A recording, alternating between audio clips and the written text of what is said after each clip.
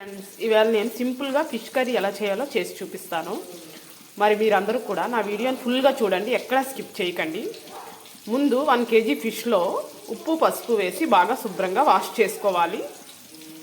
శుభ్రం చేసుకున్న ఫిష్లో సరిపడా ఉప్పు, తగినంత కారం వేసుకొని బాగా మిక్స్ చేసుకోవాలి.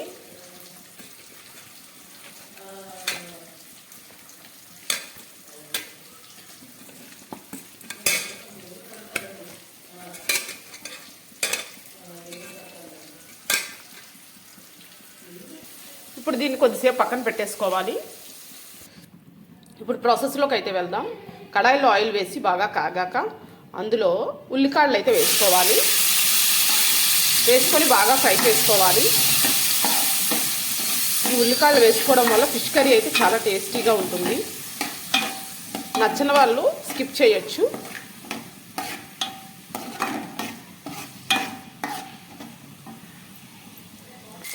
ఉల్లికాడలు అయితే బాగా ఫ్రై అయిపోయి ఇప్పుడు దీనిలో సన్నగా తరిగిన పచ్చిమిర్చి, జీలకర్ర, ఆవాలు కూడా వేసుకొని బాగా ఫ్రై చేసుకోవాలి.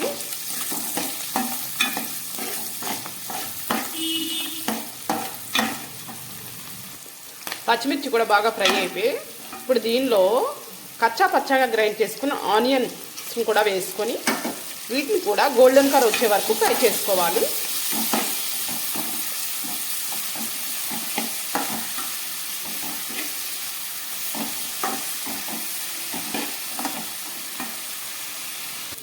ఇప్పుడు ఇవన్నీ కూడా బాగా ఫ్రై అయిపోయి కదా, ఇందులో గ్రైండ్ చేసి పెట్టుకున్న టమాటా ప్యూరీని అయితే యాడ్ చేసుకోవాలి. యాడ్ చేసుకొని ఇందులో ఉన్న వాటర్ అంతా ఇంకే వరకు కొద్దిసేపు బాగా మగ్గనివ్వాలి.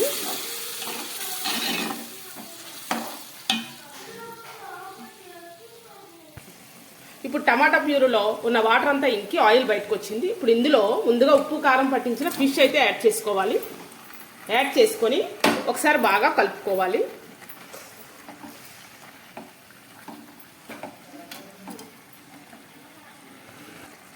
ఇప్పుడు ఇంతే యాడ్ చేసుకొని మూత పెట్టి మీడియం ఫ్లేమ్లో ఒక 10 minutes అయితే కుక్ చేసుకోవాలి. కొత్తిమీర కూడా యాడ్ చేసుకోవాలి ఫైనల్గా.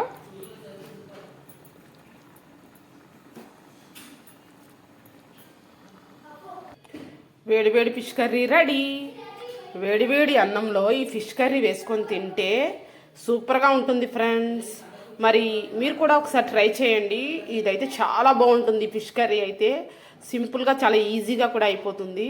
మరి ఇంకెందుకు ఆలస్యం, మరి నా వీడియో నచ్చినట్లయితే ఒక లైక్ కొట్టి సుజాత అఫీషియల్ ఛానల్ సబ్స్క్రైబ్ చేసుకోవడం మాత్రం మర్చిపోకండి ఫ్రెండ్స్. మీరు ఇచ్చే లైక్ వల్ల వీడియో ఎంతోమందికి రీచ్ అవుతుంది ఫ్రెండ్స్. బాయ్ అందరికీ.